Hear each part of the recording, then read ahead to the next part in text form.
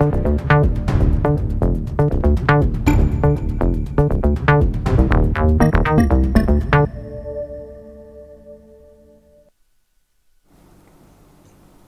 day, and welcome to your program, your favorite program, The Conversation, coming to you from TV 360 here in Lagos, Nigeria.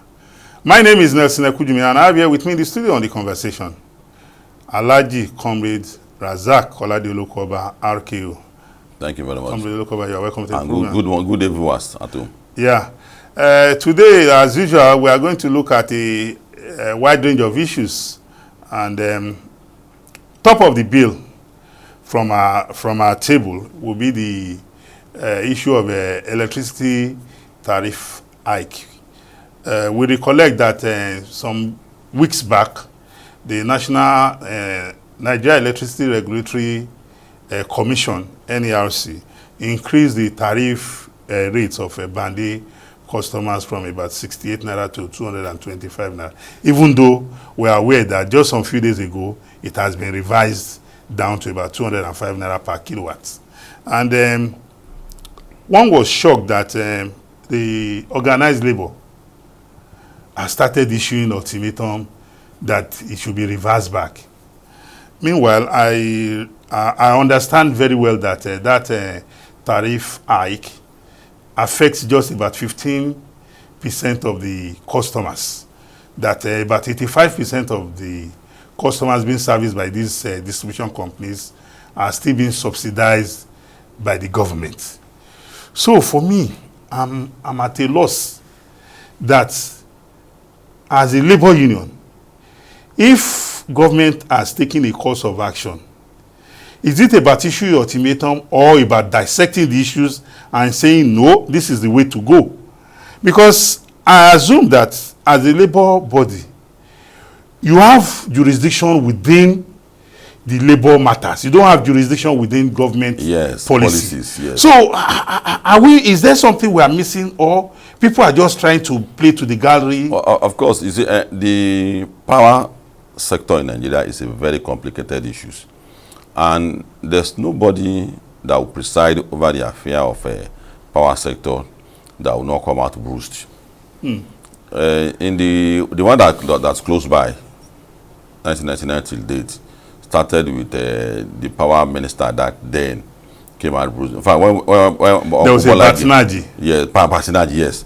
When Uncle Bolage too came into the picture, he had to hurriedly leave the portfolio to take his natural part, which is the Attorney General of the Federation. And when Buhari came on board, as committed as Fashola is, it almost consumed the credibility that he has as a former governor of Lagos State. Despite the work he did, the sleepless night he had and things like that, the work he did is still there now. So let's now come to the current reality. The current reality is that the situation may not change. We may continue to battle with each other. Why do you think it will not change? The situation will continue to plot us against each other. And we have said it that the responsibility of providing services like power is not solely the responsibility of the federal government. But it is not.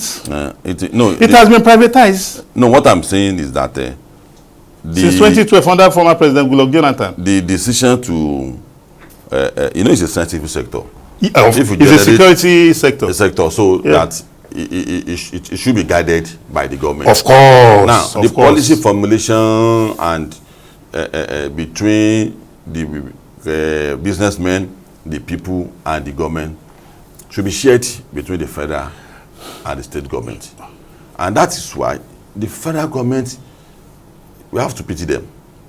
But we have to also add quickly that they are the author of the crisis that they are going through now. How? Because having realized that each region has its own peculiarities in terms of the source of generation, distribution, and consumption of power. It then means that we have to follow suit immediately what Buhari has done. The federal government is not assertive enough in telling the government to come and play their responsibility. And that's why the government, smart who they are not, if it to be something like collecting dues that is meant for state, they will quickly go to court and start harassing the federal government that you should give us what is due to us. That's their pattern. But because power sector is a responsibility that is very, very, very tasking, and that is why each administration that wants to do what President Tinubu is doing is only consumed, and that's why I must warn him quickly that you need to ask the state to come on board. You have done enough with what you are doing. We understand your perspective. There's no template you want to quickly, which is always the error of succeeding government. Obasanjo, when he came, he thought that he need to first need to do a certain template for, but was bigger than any administration. When Jonathan also came into, you know what he did? We protested severally. So this man, so we now realize that maybe we should take time to explain to them that what is on board requires multiple attention. I believe the explanation should be to Nigerians. And when we are talking about Nigerians, we are talking about the organized labor. My concern now, for labor, does labor has weaponized that institution, and it's a collective work of all of us. They have personalized it, and they are beginning to weaponize it. Each time they come out to do this, we always remind them that the welfare of workers so lies not only on government. Absolutely. It's a shared responsibility. It's a shared responsibility, yeah. And like power sector, before any increase at all, is the duty of labor. People who don't understand why would labor be doing that, price control. It's their responsibility. Anything that has to do with welfare of labor, they must investigate. Why do we have this increase? Why do we have rent? Why do we have transport? But they are not doing that. They are just looking for the way as. And for me, the summary about this labor union that we have now, LNC, particularly NLC, is that they have become a political party. No, they are the labor wing of the Labour Party. So there's no doubt about that. That's the role they are playing now. They have become a political party. Yes, they are a political party. And yes. That is not helping Nigerians. And that is why me and you and all others who clearly understand what the labor is doing needs to caution them. Because that's exactly why we are discussing that is now. A credible institution that is meant for something that is completely different from what they are doing. They are playing the role of antagonism on every issue. I expect a labor, a responsible labor institution to say, oh, no, you shouldn't have increased it. This is the way to go. Yes. But for them, the increase will cost more, just the 0.05 levy on financial transactions. They are saying it will cause more pains to Nigerians. Please tell me, how do they really understand what it means to run government? That's why we have to go back to the federal government. The federal government is trying to endanger his administration. Every Nigerian will pay for bandwidth eventually. But the federal government must not allow that to come from him. Power is expensive. So we have to prepare the mind of Nigeria. So go and tell each state to work out to the model they want. Solar might be cheap in your own region because you have an excess sun. When the wind might be cheap, gas might be cheap in your. So we have to prepare the mind of Nigerians. But in preparing the mind of Nigerians, so in removing or adding subsidy, there's the need for to quickly be assertive that state government have to come and join this process. It's there in the law. When there's nothing in the federal that power has been decentralized. If I have a wife, power distribution. If I have a wife, yes, it's a shared responsibility to take care of her children. Yes. If she's not playing her role, yes, as a father, yes, and as her husband, yes, I will remind her the power that is there is a two-way thing. The government, you have to understand that of our governors. Our governors are running away from responsibility. We must. Lagos has been insisting on IPP for so long. Yes, I remember. But some governors don't even want it. Some governors don't want this thing we are talking about. I agree, absolutely. That is why we are here. That is what we are doing now. You see, we live in a society today where falsehood, rumors, thrive, where people don't interrogate issues. Yes. Where people want to speak just to, be seen to be speaking, something sweet. Yes.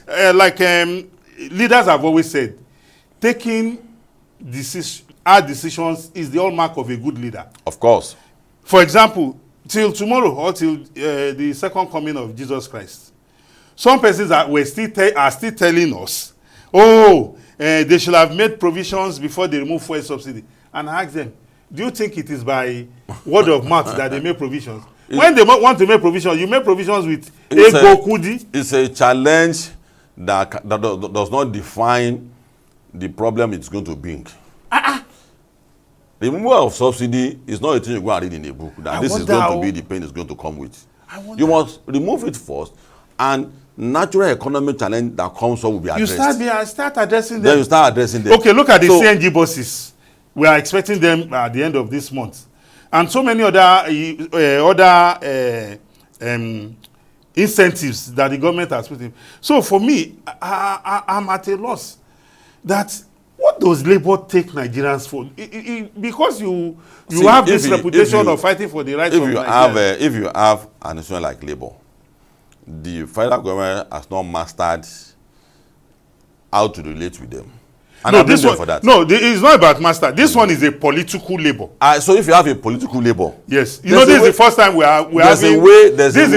have a Labour that is going full throttle. Yes, on there's politics. a way we handle such Labour, and the way to handle such Labour is not to relate with Labour only. There are stakeholders that deals with welfare of Labour. There are stakeholders like the civil society and local and international organizations that sensitive matter that has to do with Labour we discuss. Whatever you agree, we have been consultant to government on Labour matters. We are Labour people ourselves. Yes. We build that institution ourselves that all of them are claiming to be their own today. Yes. So the way to make this kind of institution under Nigerians to understand their intrigue is not to relate with them or whatever they say one-on-one. It's to relate with the larger society and bring them on board each time some matters like this arrive. At least all of us will not sleep and be facing the same direction. Yeah, absolutely. We have opposing view. Absolutely. And that is when the government will be absorbed. Because there's a tendency that some people thought Labour are genuine. Many Nigerians thought they are genuine. Yes, and they are not. Of course, we have seen through. So don't leave them actions to continue to cause chaos. The moment we find what we find ourselves in Nigeria today is to build a barricade around our government. Our situation is very, very delicate. Our economy is being rebuilt. Absolutely. So, engineered. If you now have a situation like Labour that is causing this kind of damage, we have to tame it. So, and the way to tame it is to bring all stakeholders on board. Yes, on board. Yeah. Let's understand your position. Yes. You said it. So, what's your way? What's the way out? Out. Yes. You can't just tell us. They are going to shoot themselves in the leg. So, and it's an institution that it has some bullet to shoot. So, if you don't prepare for it and brace up for that bullet, it will continue to cause disaffection in the country and continue to create problems for the government. So, the federal government needs to understand the power given very well.